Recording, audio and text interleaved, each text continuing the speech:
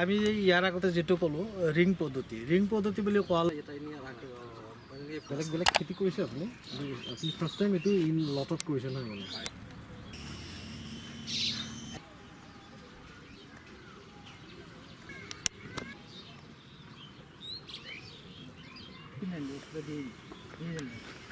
মানে আমি 2020 চনত এই ড্ৰাগনটো ডেমো হিচাপত মাত্ৰ 50টা পুলি লৈ আহি মোৰ ঘৰৰ আগত মই ৰুইছিলোঁ।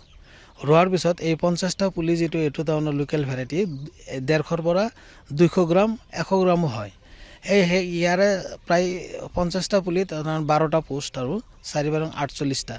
এই 48টা পুলি লগাই আমি চালোঁ যেতিয়া 2019 চনত লগাইছিলোঁ সিমান এটা যত্ন কৰা নাছিলোঁ যে এই সাৰ নোহোৱাকৈ হয় নে নাই মই চাওঁ।